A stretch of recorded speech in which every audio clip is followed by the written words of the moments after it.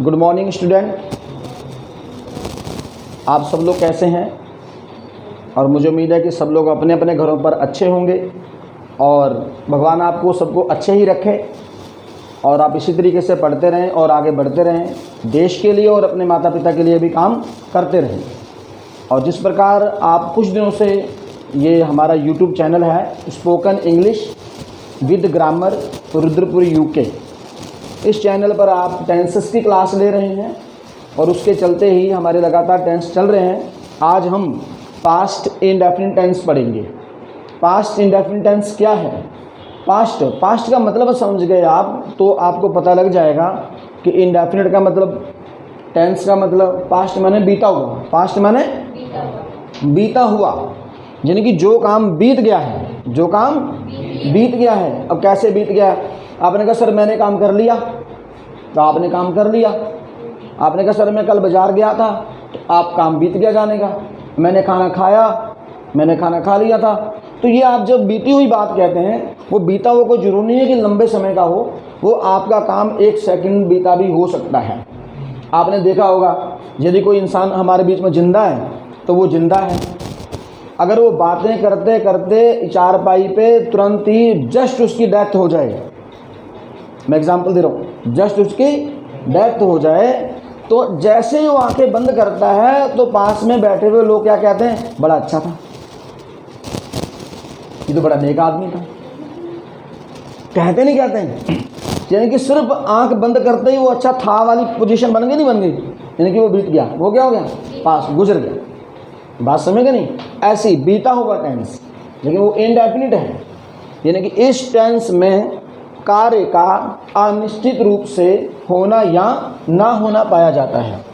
और जो शब्द आएगा कल, कल मैंने बीता हुआ समय, कल, उसकी इंग्लिश आप लगाएंगे यस्टरडे। वर्ब की सेकंड फॉर्म का प्रयोग करेंगे इस टेंस में। और था, थे कि इंग्लिश वॉज वर्ब का यूज नहीं करेंगे। मैं लिख भी देता हूं यहाँ, वॉज वर, आप ये बना दिए निशान, नहीं लिखा जाएगा। Was were is not written in this tense. Go, go means क्या होता है? सबको पता है, जाना, जाना। तो जाने के लिए आपने यूज किया वह बाजार गया, तो गए की इंग्लिश हो जाएगी वेंट। कम मीन्स आना, वह मेरे पास आया, तो आने की इंग्लिश, आए की इंग्लिश केम हो जाएगी। तो कैच मैंने पकड़ना, पुलिस ने चोर को पकड़ा, तो ये वाली फॉर्म लगेगी, ये सेकंड फॉर्म लगेगी हमारी। ये फर्स्ट फॉर्म थी, फर्स्ट नहीं लगेगी और ना ही थर्ड लगेगी। थर्ड फॉर्म अगले टेंसेस में लगेंगी। टीच, टीच मैंने पढ़ाना, टॉट मैंने पढ़ाया, राइट मैंने लिखना, रोट मैंने लिखा। तो स्टूडेंट इस टेंस में सेकंड फॉर्म का प्रयोग करेंगे। कौन से टेंस का? सेकंड फॉर्म का प्रयोग करेंगे। तो रूल हम पहले से ही जान चुके हैं। रूल का मतलब क्या है कि किसी भी सेंटेंस को बनाने का तरीका, किसी भी सेंटेंस को आप कैसे बनाएंगे।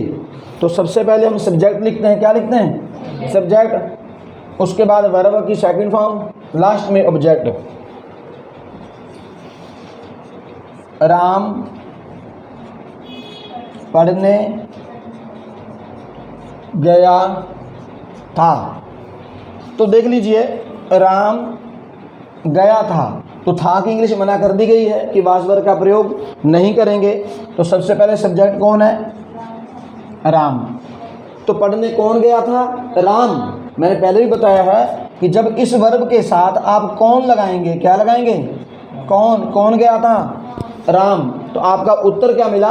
राम। जो आपका आंसर आ रहा है कौन लगाने पर, हिंदी में कौन और इंग्लिश में हु, इंग्लिश में हु, यानी कि हु वेंट टू स्टडी, पढ़ने कौन गया था, तो आपको आंसर मिला राम। तो राम सब्जेक्ट है, राम वेंट टू स्टडी।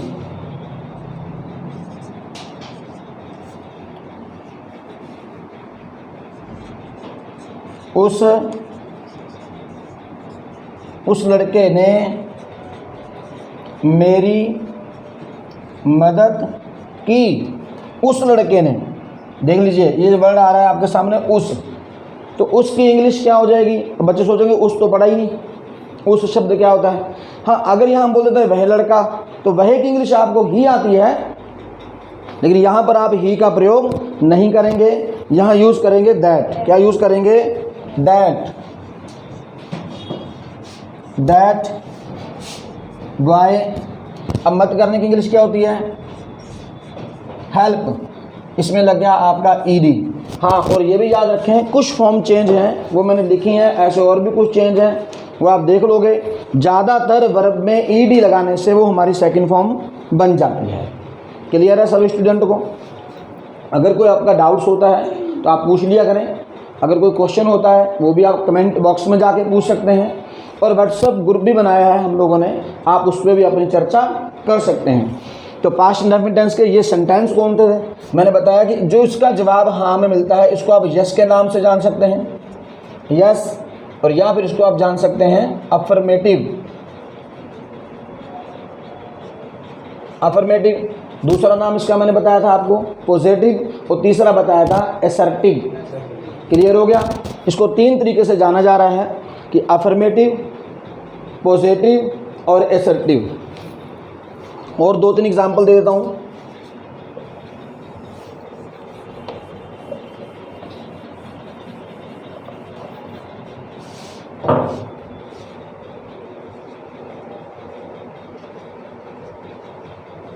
वे लड़के खेलने गए।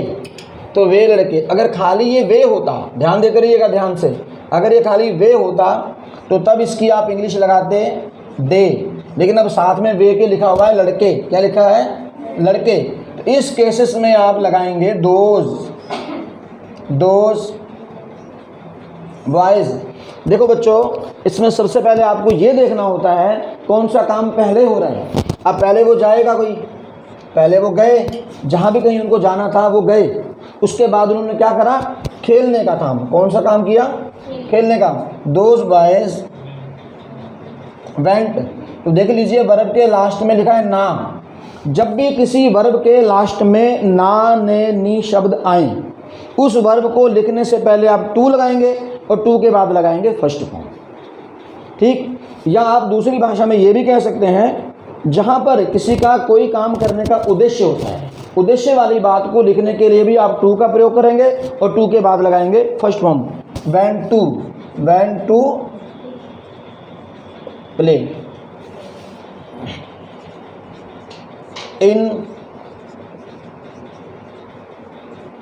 इन लड़कियों ने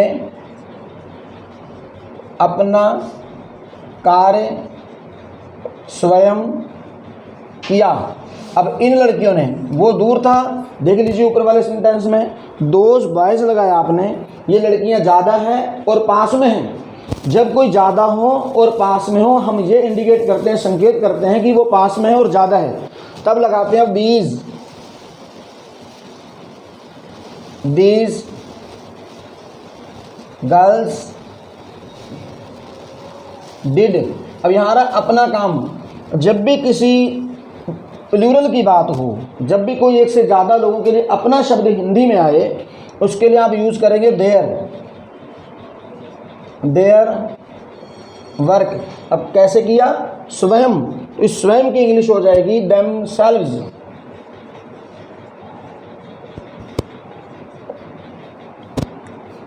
आई होप कि सभी बच्चों को समझ में आ गया होगा, और अगर ना समझ में आता हो तो मैंने बार बार बोला है कि आप अपनी बात को पूछ सकते हैं, और जो कुछ भी मैं बोर्ड पे लिखता हूँ आप उसका स्क्रीनशॉट ले लिया करें, अपनी नोटबुक अलग से बनाएं।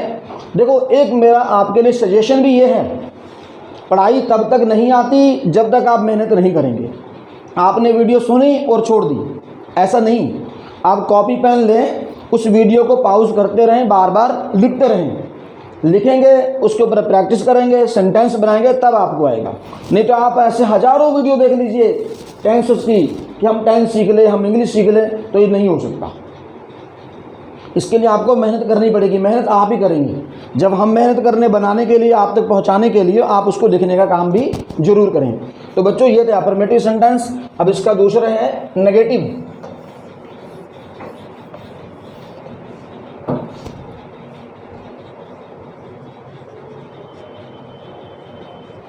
नेगेटिव, इसमें क्या होता है, हमारा जवाब नो में मिलता है। इसको हम नो के नाम से भी जानते हैं, नेगेटिव।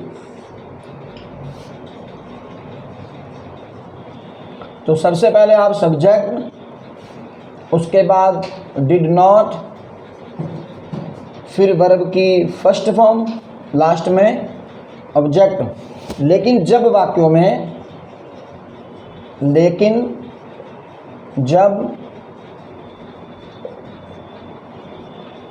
लेकिन जब वाक्यों में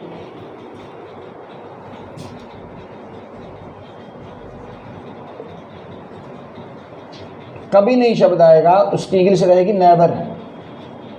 हाँ, लेकिन नेवर के साथ आएगी सेकंड फॉर्म। नेवर के साथ कौन सी वर्ब का यूज़ करेंगे आप? सेकंड फॉर्म का प्रयोग करेंगे। तो देखो बच्चों, आपका सवाल यहाँ पर ये बनता है कि सर ये डिड क्यों लगाते हैं, ये डिड क्यों लगाते हैं। मैं बताता हूँ डिड का यूज़ कहाँ से आया, क्यों आया।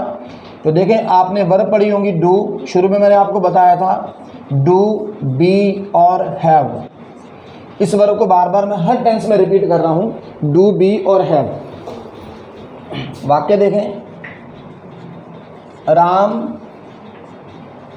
पढ़ने नहीं गया था। तो इस सेंटेंस को बड़े ध्यान से देखिएगा।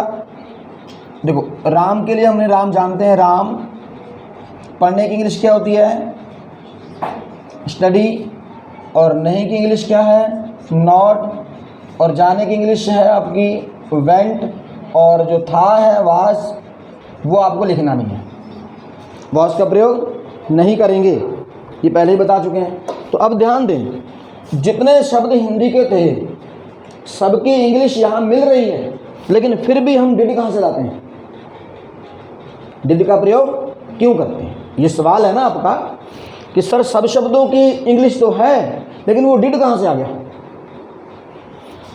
तो अब अगर इनको मैं ऐसे लिख दूं, अगर सेम बना, अगर मान लिया कि इधर से शुरू करते हैं, ऐसे ऐसे ऐसे, चलो ऐसे शुरू करते हैं। देखिए, Ram went not to study. क्या ये वाक्य सही है? अगर शब्दों को देखा जाए, जैसे शब्द लिखे हैं वैसे हमने बना दिया, तो क्या ये वाक्य सही है? अब ये वाक्य सही नहीं है, तो ये राह कट हो गया। तो रूल क्या कह रहा है, रूल की ओर ध्यान दें। अफर्मेटिव का रूल में क्या था, सबसे पहले सब्जेक्ट आता है, उसके बाद सेकंड फॉर्म आती है। सेकंड फॉर्म आएगी ना, तो हम सबसे पहले सब्जेक्ट लिखते हैं राम। क्या लिखते हैं? राम। सेकंड फॉर्म लगानी है, उसके बाद नॉट लगाना है।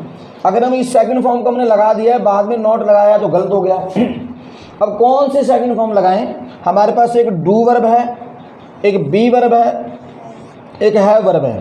तो हमने डू को लिया, इस डू की सेकंड फॉर्म होती है डिड। डू की सेकंड फॉर्म डिड लग गई। अब इसके साथ हमने लगा दिया नॉट, ये बन गया डिड नॉट। क्या बन गया? Did not. अब सेंटेंस की फर्स्ट फॉर्म आएगी गो टू स्टडी। देखें स्टूडेंट, हमने इस मेन वर्ब तक पहुंचने के लिए इस डू क्रिया की हेल्प ली, इसकी सेकंड फॉर्म लगाई यहाँ पर according to rule. Second form आ गई, तो ये सेकंड फॉर्म बन गई इसकी। इस क्रिया ने यहाँ तक जाने के लिए हमारी हेल्प करी, इसीलिए इस वर्ब को बोलते हैं हेल्पिंग वर्ब। क्या बोलते हैं? Helping verb. तो ये वाक्य की मेन वर्ब है। अब समझ में आ गया होगा सबको भी डिड क्यों आया, कहाँ से आया। क्लियर है? सब बच्चे नोट कर सकते हैं, आप इसका स्क्रीनशॉट भी ले सकते हैं।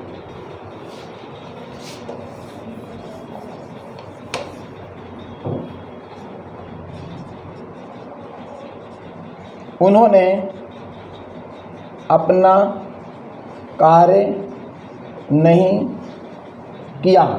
उन्होंने किन्होंने, यानी कि वो एक से ज़्यादा हैं। They did not do their. देख लें, जब ज़्यादा के साथ अपना शब्द आएगा, कौन सा? अपना, जब भी बहुवचन के साथ अपना वर्ड आएगा तो उसकी इंग्लिश रहती है देयर, देयर वर्क। क्लियर है? मैंने अपना कार्य स्वयं किया। तो ध्यान दें, यहाँ पर एक आपका आ रहा है अपना और दूसरा आ रहा है स्वयं। इन दो शब्दों की इंग्लिश ध्यान दें। जब भी ये शब्द मैं के साथ आएंगे, मैंने के साथ, तब इसकी इंग्लिश क्या रहेगी? आई नहीं किया, आई डिड नॉट डू। किसका काम? अपना। I did not do my work. अब कैसे? स्वयं। तो आई के साथ जब स्वयं आएगा तो आप लगाएंगे my self. I did not do my work my self. उसने यह कार्य स्वयं किया। उसने यह कार्य स्वयं किया। उसने किसने? अगर हम इसको ये मान दें ये कोई लड़का है, उसने ये कार्य स्वयं किया, या आप मान लीजिए कोई लड़की है, उसने ये कार्य स्वयं किया, तो उसने के साथ आया है स्वयं। क्या है? स्वयं। अगर इसको लड़का मानते हैं, ही डिड दिस वर्क। तो यहाँ पर स्वयं है, इस स्वयं की इंग्लिश हो जाएगी हिमसेल्फ। और अगर ये कोई लड़की होती तो शी आता, और शी के लिए आप लगाते हर सेल्फ। अब आप इसको नेगेटिव जब बनाएंगे तो यहाँ पर डिड नॉट आ जाएगा और फर्स्ट फॉर्म आ जाएगी। उसने यह कार्य स्वयं नहीं किया। He did not do this work himself, या लड़की के लिए हर सेल्फ। क्लियर है सब विद्यार्थियों को? और मैं एग्जाम्पल दे दूँ, तुम अपना पाठ स्वयं याद करते,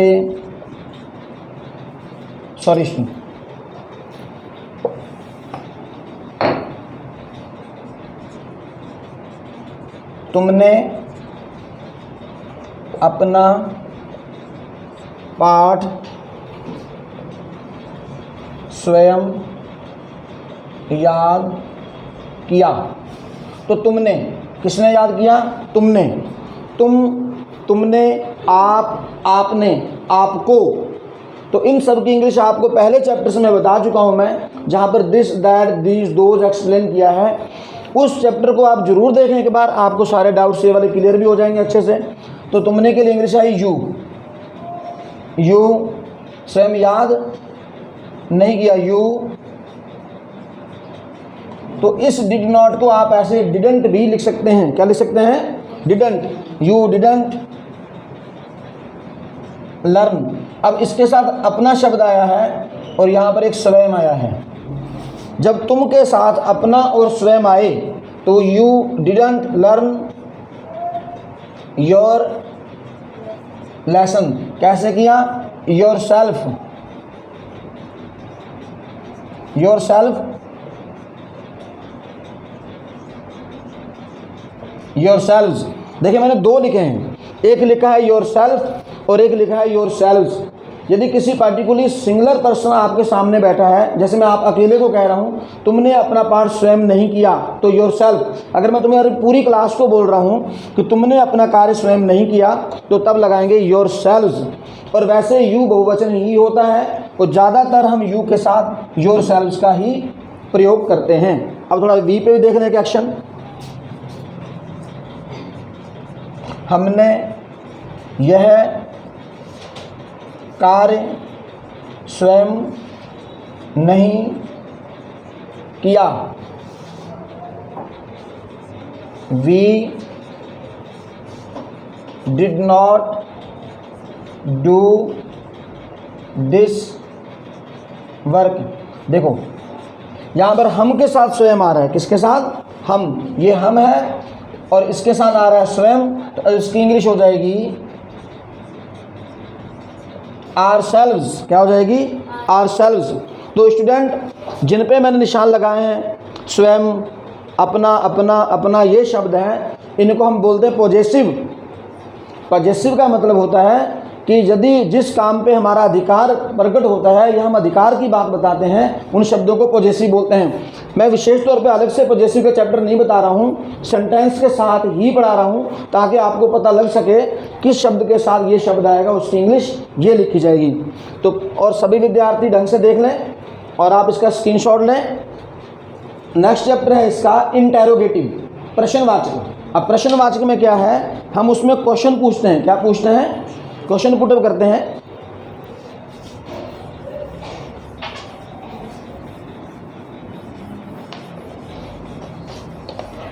स्टूडेंट ये है हमारे इंटेरोगेटिव।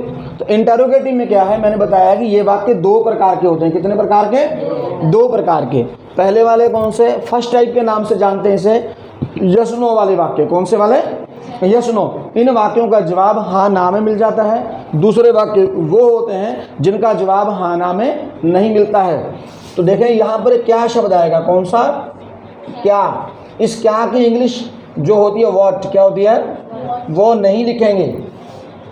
और यहाँ भी क्या वर्ड आता है, यहाँ पर क्या की इंग्लिश व्हाट लिखी जाती है, वहाँ पर नहीं लिखेंगे, यहाँ पर लिखी जाती है। या आप पहचान रखेंगे, जिसका जवाब हाँ ना में मिल गया वहाँ पर क्या की इंग्लिश नहीं लिखेंगे। तो फिर सोचोगे क्या लिखोगे? उसके जगह पर हम सेंटेंस में आई हुई हेल्पिंग वर्ब, तो इस टेंस की हेल्पिंग वर्ब कौन सी है? Did. Did plus subject plus verb की first form plus object, last में क्वेश्चन मार्क का निशान।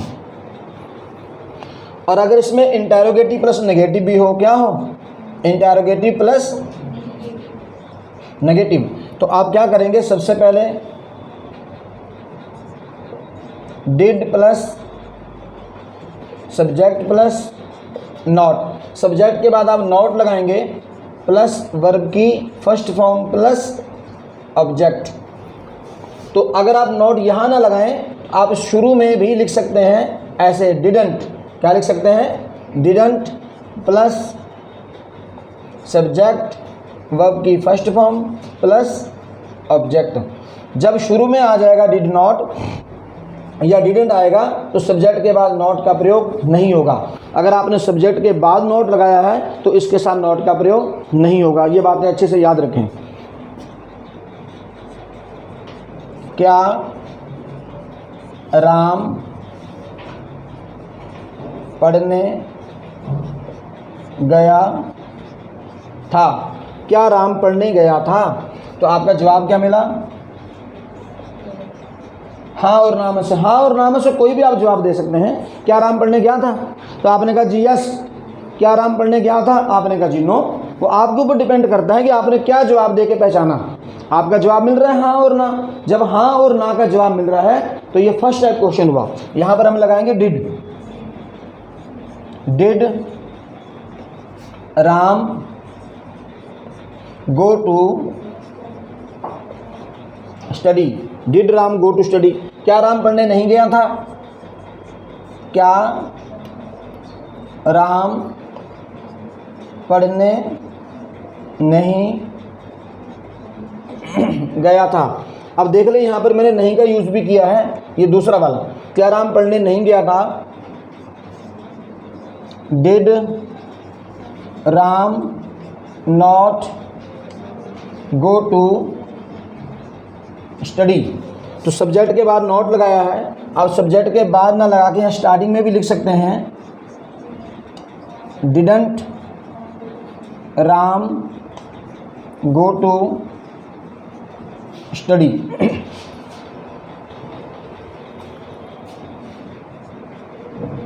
क्या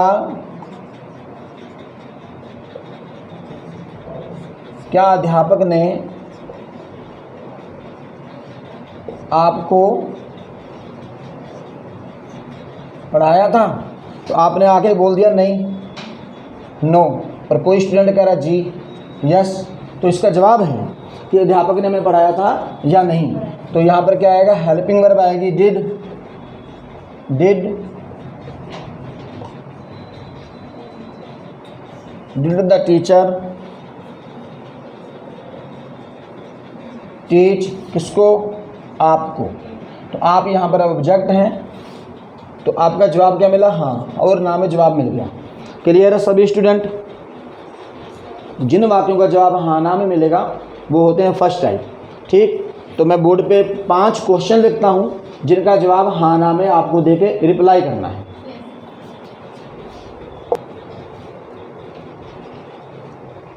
क्या उन्होंने आपकी मदद की, क्या उन्होंने आपकी मदद की। डिड दे हेल्प यू, तो आप यस में जवाब देंगे यस, या आप देंगे नो। तो पहले आप ऐसे इंग्लिश बना लेंगे, उसके बाद आप जवाब देंगे हाँ और ना में। क्या उन्होंने आपकी मदद की, आप बोलेंगे हाँ उन्होंने मेरी मदद की, उन्होंने मेरी मदद नहीं की।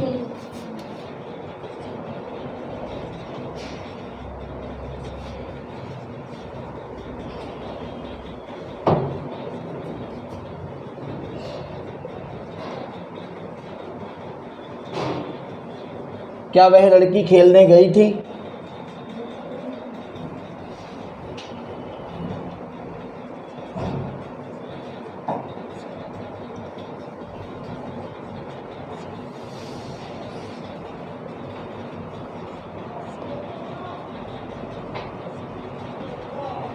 क्या पिताजी बाजार गए थे।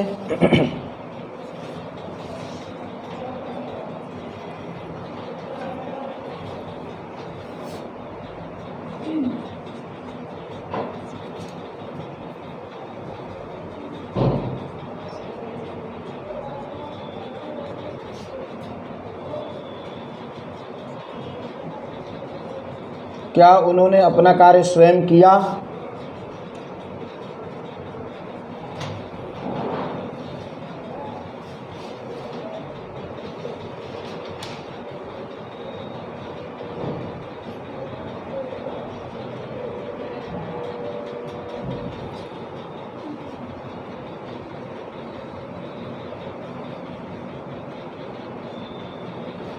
क्या मोहन का भाई घूमने गया था।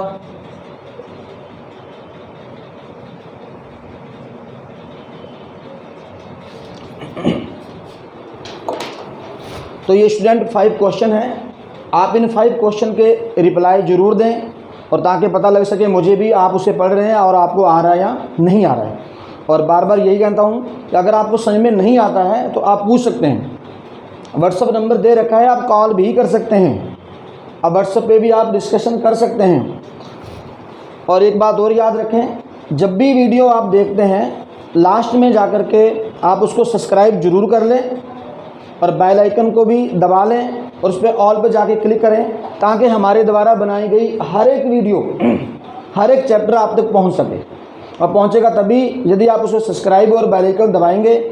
और मेरा उद्देश्य ये नहीं है कि ये खाली अपने सब्सक्राइब बढ़वा रहा हूँ या अपने व्यू बढ़वा रहा हूँ, बस जितने बच्चे जुड़े हो उतने बच्चों से एक रिक्वेस्ट है कि आप पढ़ाई का लाभ उठा सकें उचित से उचित। जितना ज़्यादा आप पढ़ेंगे, जितना ज़्यादा आप देखेंगे, उसका फ़ायदा आपको ही मिल रहा है। घर बैठे पढ़ाई हो रही है, ठीक है। और आशा करता हूँ कि सब बच्चों को बहुत अच्छे से समझ में आ रहा होगा। और ये मैं भी एक टीचर हूँ, अगर पढ़ाते वक्त कोई मिस्टेक हो जाती है तो आप कमेंट बॉक्स में वो भी बता सकते हैं, ठीक है। धन्यवाद।